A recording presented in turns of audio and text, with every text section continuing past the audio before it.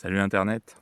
Aujourd'hui, je vais vous expliquer comment l'État français, il y a 300 ans, était à deux doigts de la faillite, et comment donc l'État français a décidé de transférer cette dette à un organisme privé à qui il a concédé la gestion d'un territoire, et comment, à la fin, évidemment, tout le monde l'a eu dans le bal-trou pour changer. Alors cette vidéo est dans ma série de vidéos historiques qui explique justement quels sont les grands scandales politico-financiers de l'histoire et pourquoi aujourd'hui on accuse les Français d'être des gens très frileux, mais en fait c'est souvent des gens qui connaissent l'histoire et donc sont frileux parce que leurs ancêtres, depuis des générations entières, se font piquer leur patrimoine par des combines incluant des mélanges de public et de privé. Et très souvent, ces grands scandales sont l'occasion d'avoir une richesse qui se remet à circuler un peu, qui part des petits épargnants et de certaines grandes fortunes pour se retrouver dans les poches de financiers ou d'autres gens qui profitent des crises. Très souvent, les crises financières profitent à des gens. Il faut pas croire que l'argent disparaît, l'argent, il circule. Il paraît que dire de vous abonner en fin de vidéo, ça marche pas, donc désolé. Petite pause, pensez à vous abonner, à mettre un pouce bleu si la vidéo vous intéresse, à mettre un pouce rouge si elle ne vous intéresse pas. Et si vous voulez me soutenir financièrement, vous pouvez soit le faire sur YouTube, soit le faire sur Patreon. Voilà, fin de la pause publicitaire. Donc, le système de l'eau, qu'est-ce que c'est? Parce que c'est ça dont on va parler. L'eau était un noble écossais de la petite noblesse qui était semi-financier, semi-margoulin, semi-escroc, bref, et qui était par contre un économiste assez visionnaire parce qu'il pensait que le papier-monnaie avait de l'avenir et qu'une monnaie basée sur la confiance et non pas sur un étalon comme les métaux précieux avait de l'avenir. Et en fait, ça, c'est simplement le monde dans lequel on vit aujourd'hui. Donc il avait anticipé le monde dans lequel on vit, et vous verrez que ça n'a pas été sans friction. Donc, l'eau fait le tour des cours d'Europe pour dire à tout le monde, voilà, le papier-monnaie, la monnaie basée sur la confiance, c'est quelque chose d'intéressant, c'est quelque chose qui peut révolutionner l'économie, c'est quelque chose qui peut faire augmenter largement la production, parce que les gens ne seront plus limités par la monnaie en circulation, mais limités par d'autres facteurs, comme la disponibilité des matières premières ou autres. Bon, raisonnement juste, parce que c'est ce que l'histoire nous a enseigné.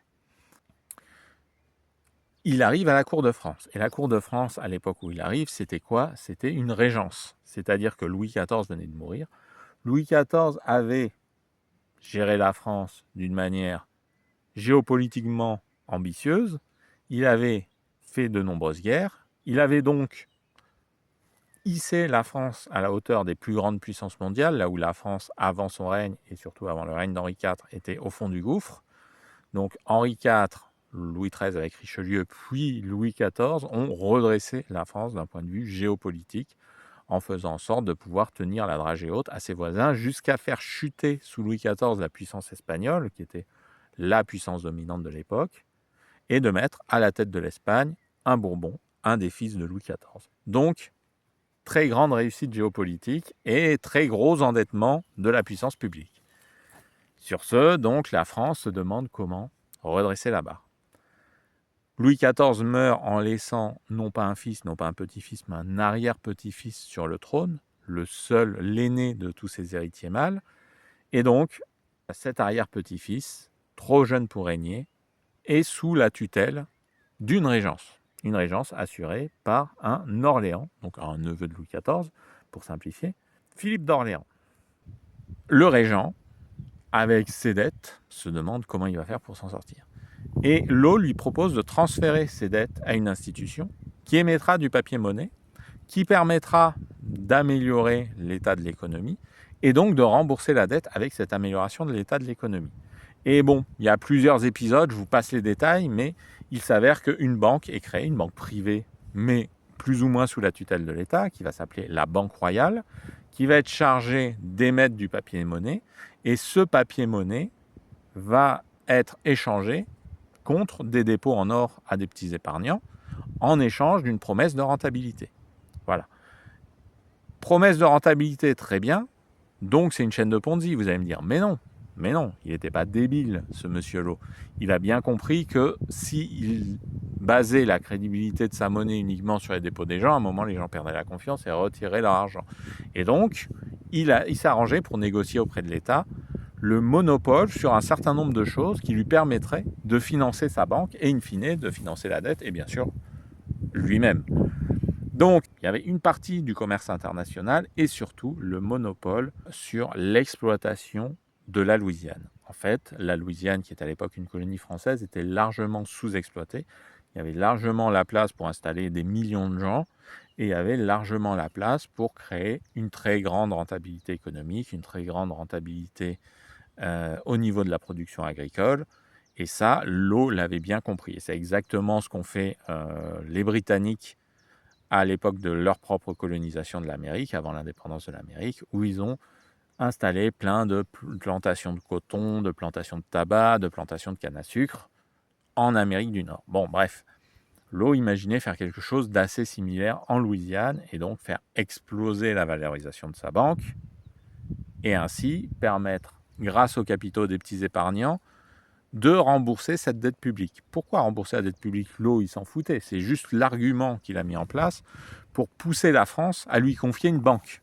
Et lui, il voulait ensuite avoir une rentabilité, il pensait avoir une telle rentabilité tellement grande qu'il arriverait à non seulement payer ses actionnaires, non seulement payer un intérêt à ses actionnaires, mais même payer l'État pour que l'État finance cette dette-là. Dans cette banque royale ont été investis plusieurs centaines de milliers de livres tournois de l'époque, qui était un petit peu l'unité de mesure internationale. Donc c'était une monnaie en or, et en équivalent d'aujourd'hui, ce serait plusieurs milliards d'euros qui auraient été investis, d'après la valeur de l'or d'aujourd'hui, dans cette compagnie. On parlerait de quelque chose autour de 10 milliards investis, ce qui était énorme à l'époque pour une économie basée uniquement justement sur cette circulation monétaire métallique, donc sur une certaine rareté économique. Il y avait une énorme économie de survie et très peu d'économie commerciale. Donc, vous imaginez bien que ça représentait un montant gigantesque pour l'époque. Et qu'est-ce qui s'est passé? Évidemment, comme d'habitude, ça a mené à la faillite. Pourquoi la faillite? Parce qu'en fait, avoir un territoire gigantesque comme la Louisiane de l'époque, qui était à peu près quelque chose comme un quart des États-Unis d'aujourd'hui, donc c'est énorme, un territoire grand comme ça, tout seul, ça fait rien. Oui, les arbres poussent, mais si personne ne les coupe, ça rapporte que dalle. Et le gros problème de l'époque, c'est que les Français n'allaient pas s'installer en Amérique. Ça intéressait très peu la population française. La population française, elle était là, dans sa campagne, elle voulait faire pousser des trucs. Ceux qui avaient l'esprit aventurier, ils s'engageaient dans la marine, ils faisaient du commerce. Personne n'avait envie de s'installer en Amérique. Bon, évidemment, quand je dis personne, il y a eu des gens. Il y a eu quelques dizaines de milliers de gens. Il y a eu des gens qui ont donné aujourd'hui la population du Québec, qui ont donné les Acadiens, qui ont donné tout un tas de populations créoles en Amérique. Mais à l'échelle de la population française, c'était négligeable. C'était rien du tout. Donc il y a eu très peu d'installations de gens en Louisiane. Évidemment, très peu de gens qui ont donc apporté de l'argent à cette compagnie-là. Les capitaux continuaient de rentrer, donc il continuait d'y avoir des investissements qui n'étaient pas productifs.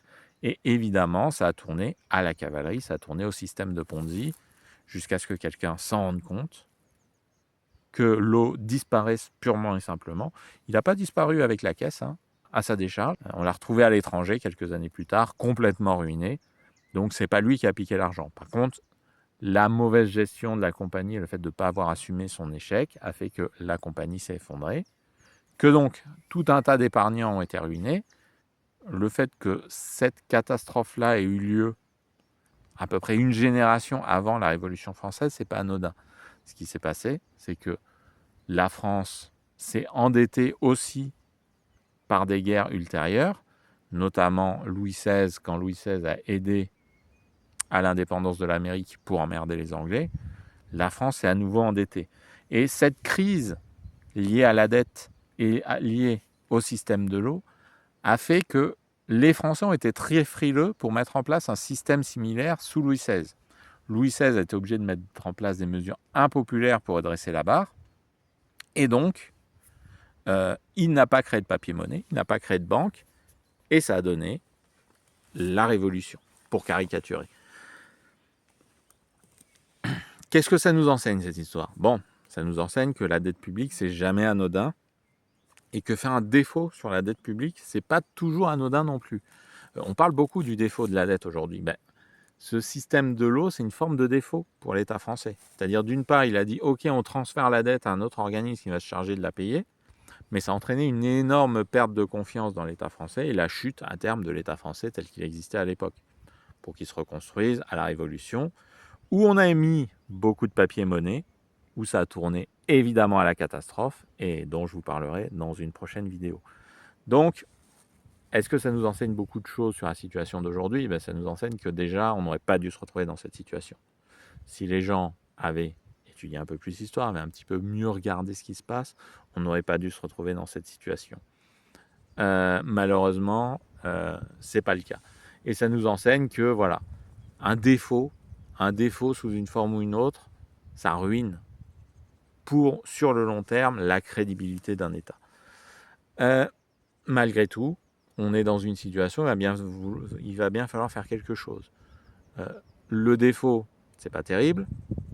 Rembourser la dette en appliquant des mesures impopulaires, ça mène à la révolution. Est-ce qu'il y a une solution? J'en sais rien. Voilà.